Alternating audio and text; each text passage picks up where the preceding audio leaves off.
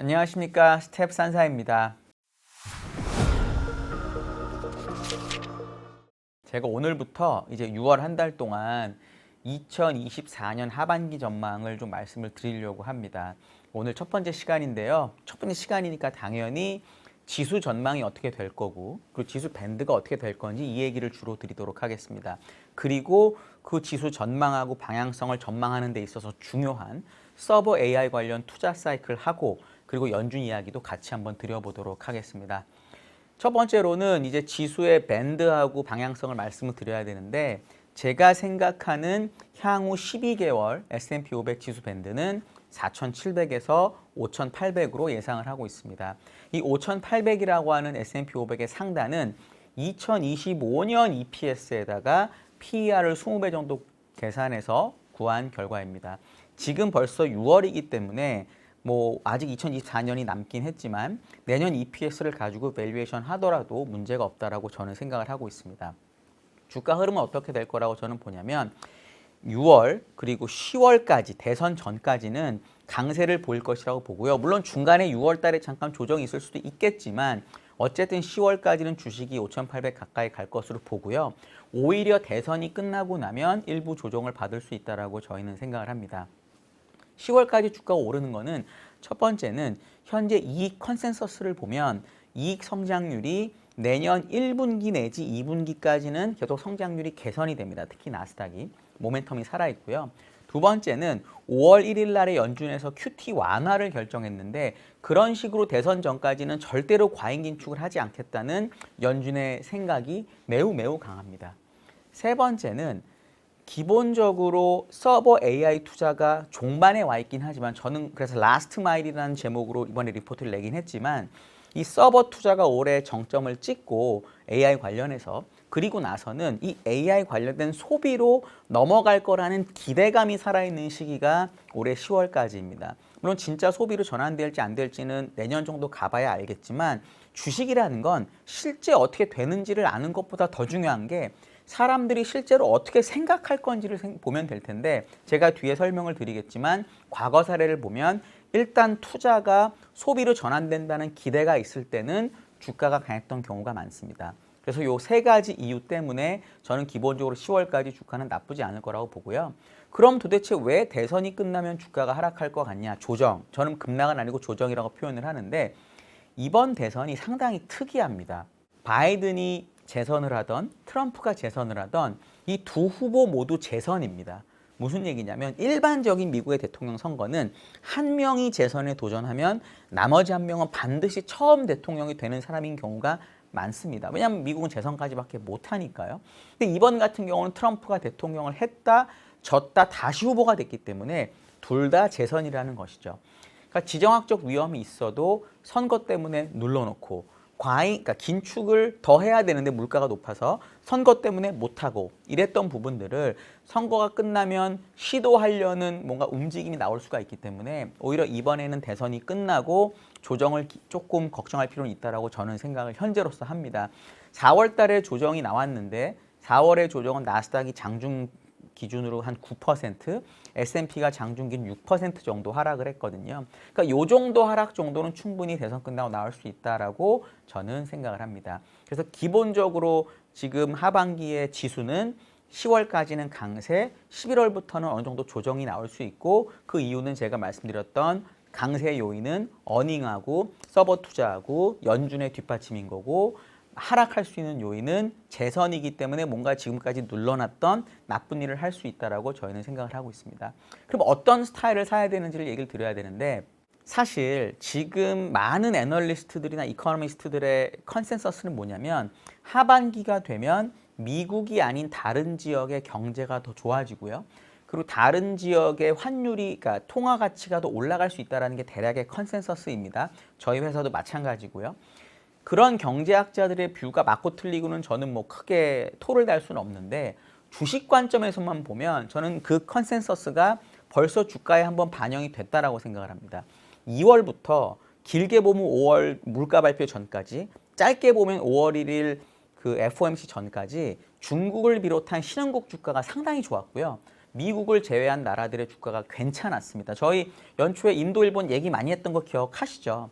그리고 업종으로 보더라도 엔비디아가 엄청 오른 것처럼 보이지만 사실 엔비디아가 5월 한 중순쯤에 750달러까지 떨어졌다는 거 보통 다 모르시더라고요. 970달러 갔던 게 장중에 750달러까지 떨어졌었습니다. 그러니까 그 정도로 다른 업종이 강했었거든요. 경기 민감 가치주가, 뭐 에너지 소재, 산업재 이런 것들이.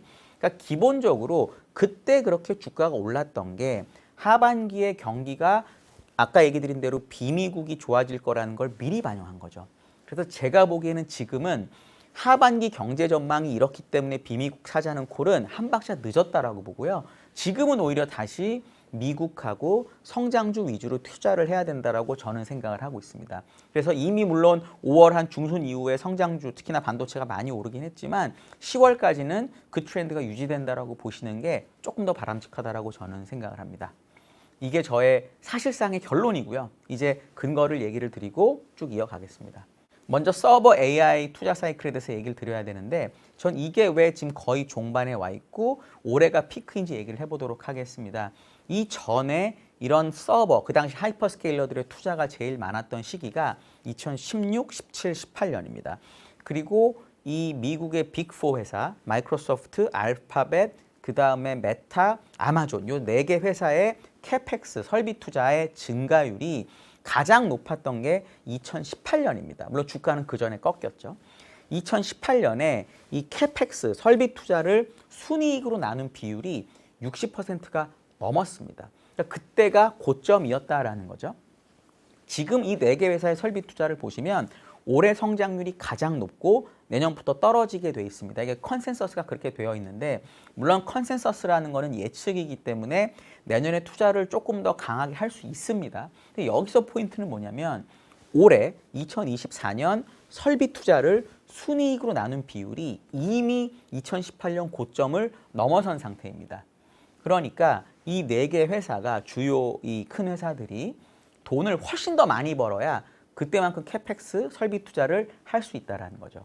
물론 추정치라는 거는 엔비디아 사례처럼 급격히 상향 조정될 수가 있는데요. 그 4개 회사가 다 그렇게 될 가능성은 낮습니다. 그러니까 돈을 버는 게 앞으로 아주 많아지지 않으면 그 돈을 번 것 안에서 설비 투자를 할 수 있는 비중이 이미 2018년 정점을 찍었다는 거거든요. 그러니까 앞으로 설비 투자가 계속 늘긴 늘 거예요. 당연히 늘겠죠. 근데 늘어나는 이 증가율은 올해가 피크라는 겁니다. 그렇기 때문에 올해까지는 나스닥 관련 기업들, 투자하는 기업들이 나쁠 일은 없지만 이게 그냥 투자로만 계속 이어지면 10월까지 모멘텀이 꺾일 수밖에, 그 전에 꺾일 수밖에 없다라고 저는 봐요. 그럼 여기서 중요한 게 뭐냐면 이 AI 관련된 투자가 소비로 넘어갈 거라는 기대가 어떻게 생길 건지에 대해서 한번 생각을 해보셔야 됩니다.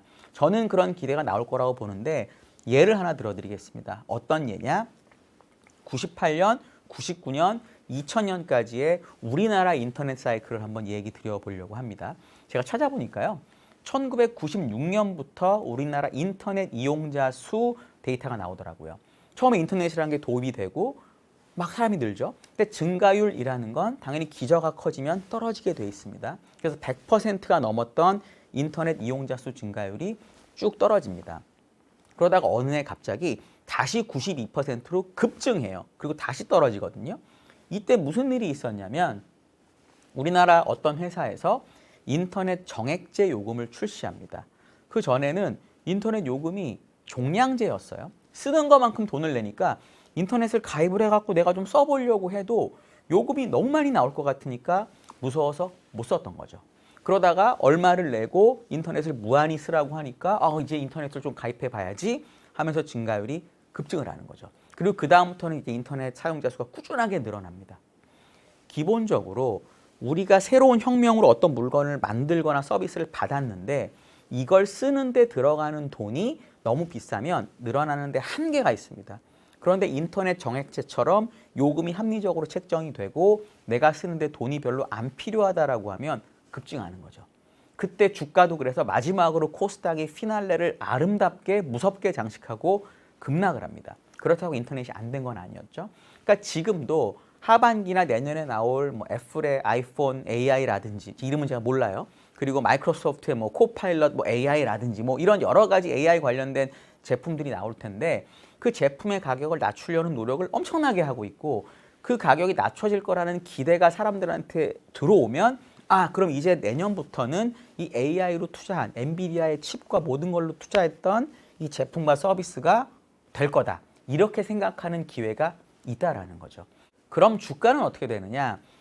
98년, 99년 요때 우리나라 주가 흐름을 한번 보시면 물론 미국은 그래서 먼저 인터넷을 까는 데 필요했던 시스코 홀딩스가 엄청나게 올랐고요.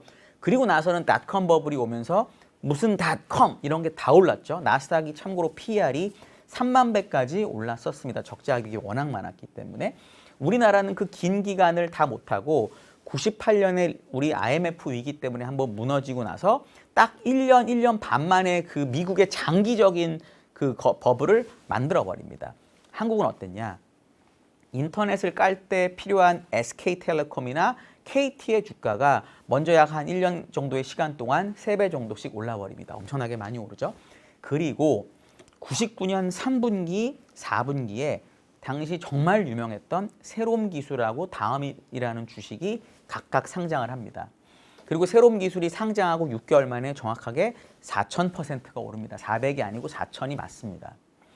다음은 정확하게 3개월 만에 700%가 주가가 오릅니다. 미국이 그거를 몇 년 걸쳐 한 걸 우리는 몇 달 만에 한 거죠. 한국 워낙 화끈하니까. 이 주가의 폭이 지금 나온다는 게 아니라 흐름으로 보면 새로운 서비스가 나타나면 그 서비스를 까는 데 필요한 종목이 먼저 오르고 그리고 활용되는 게 오른다라는 거죠. 그 기대가 있을 때는 주가가 아주 강하다라는 겁니다. 10월까지 그런 기대가 있을지 없을지는 가봐야 알겠지만 지금 하반기를 전망하는 차원에서 제가 보면 그런 기대가 충분히 살아있을 수 있다라고 보고 있습니다. 이게 아까 서버에 대한 부분이고요. 다음으로 연준이 과잉 긴축을 하지 않을 거라는 부분을 말씀을 드려야 되는데 제 결론은 연준은 대선 전까지는 어떻게든지 유동성을 컨트롤해서 주가를 좀 하단을 막으려는 쉽게 말하면 연준 풋을 가동하려는 생각을 갖고 있다라고 저는 봅니다. 이번에 예상보다 빠르게 QT를 완화했던 것도 5월 1일 날 그 일환이라고 보는데요. 사실 4월 달에 주가가 빠진 걸 뭐 이스라엘과 이란의 전쟁 때문이다, 어닝 때문이다 말들이 많지만 순유동성 데이터 제가 제일 좋아하는 데이터 중에 하나인데 그걸 보시면 4월에 푹 빠졌었습니다. 그래서 결국 주가가 빠졌다라고 저는 보거든요. 연준은 그걸 한번 확인하고 나서 이제 우리가 유동성을 조절하는 것대로 주가가 움직인다라고 판단을 했을 겁니다. 그래서 제가 볼 때는 이제 6월 달에 발표될 물가 지표가 높게 나올 것임에도 불구하고 왜냐하면 작년 5월 유가가 낮았기 때문에 더 이상 유동성을 쪼이면 안 된다고 판단을 했는지 QT를 완화해버린 거죠. 그래서 수많은 연준 위원들은 왜 벌써 했냐라고 연준 회의록에 나와 있잖아요. 근데 어쨌든 대선 전에는 무너뜨리면 안 되니까 이런 일을 벌인 거죠. 저는 이게 왜 그랬다라고 보냐면 과거에서 답을 찾았다라고 생각을 합니다. 그린스펀이 90년대, 2000년대 중반까지 연준 의장으로 있으면서 과잉 완화 내지는 과잉 긴축으로 인해서 문제를 일으켰던 경우가 많습니다. 90년대 초반에, 중반에, 한 90년부터 한 94, 5년까지 미국이 기준금리를 지속적으로 내립니다. 그리고 낮은 금리를 꽤 오래 유지해요. 한 2년 정도. 이때 미국의 실업률이 금리를 내리는 과정에서 계속 올라갑니다. 그리고 내리고 조금 지나니까 그때부터 떨어지기 시작하거든요. 실업률이 떨어지는데도 낮은 금리를 유지하죠. 이게 이제 과잉 완화의 기간이었는데 어떤 일이 벌어졌냐면 우리나라, 태국, 동아시아가 98년에 작살이 납니다. 왜? 미국이 금리를 낮게 유지하니까 그 당시 종합금융사, 종금사들이 외부에서 돈을 싸게 빌려서 단기로, 왜냐면 우리나라 그때 신용등급이 낮았을 거니까 장기로 못 빌리겠죠. 단기로 빌려서 우리나라 기업들에게 장기로 빌려준 거죠. 금리가 낮을 땐 괜찮았는데 실업률이 충분히 떨어지니까 미국이 다시 금리를 올리거든요. 그러면서 이제 외채 문제가 생겨서 우리나라, 태국 이런 나라들이 문제가 심각히 생겼던 거죠. 그러면 그때는 미국은 어떻게 했냐면 또 과잉 완화를 하는데 사실은 동아시아에서 우리나라는 정말 너무 힘들었는데 전 대학교 때였는데요. 너무 힘들고 그랬음에도 불구하고 미국의 실업률은 계속 떨어지고 경제는 문제가 없었어요. 그럼에도 불구하고 앨런 그린스펀 의장은 동아시아 위기가 있었기 때문에 우리 금리 낮춰야 돼 하면서 한 번 낮춥니다. 그러니까 안 낮춰도 되는데 낮췄으니까 과잉 완화가 한 번 더 온 거죠. 어떤 일이 벌어졌냐? 99년에 정말 저희가 잘 아는 나스닥이 거의 1년 조금 넘는 기간에 2배 반이 오르는 미친 듯한 상승장이 왔던 겁니다. 그리고 물론 박살이 났죠. 그러니까 이렇게 과잉 완화가 어떤 식으로든 위험해진다는 거를 파월이 모를 리가 없죠. 제가 아는 걸 모르겠습니까? 무조건 아는 거죠. 그럼 또 왜 과잉 긴축은 또 왜 안 되느냐? 2004년부터 2006년 중반까지 미국이 금리를 계속 올려요. 금리를 계속 올리는데 실업률이 잘 안 올라갑니다. 그러니까 이게 왜 이렇게 우리가 생각하는 만큼 경기가 안 나빠지고 경기가 과열이 안 잡히지라고 하면서 이제 커넌드럼 금리 얘기랑 같이 맞물린 거긴 하지만 수수께끼라는 말이 생기는 거죠. 그러니까 그렇게 금리를 계속 올린 상태로 2006년에 높은 금리를 유지하다 보니 그 다음에 터진 게 뭐냐면 저희가 너무 잘 아는 서프라임 모기지 사태, 리만 파산으로 이어지는 거죠. 그러니까 경계가 우리가 생각했던 것보다 나빠 보이지 않는다고 해서 금리를 계속 올리면 문제가 된다는 걸 배웠을 겁니다. 지금 보시면 금리를 계속 올리고 있음에도 불구하고 미국 실업률이 아주 많이 올라가지는 않아. 아직도 4% 아래거든요.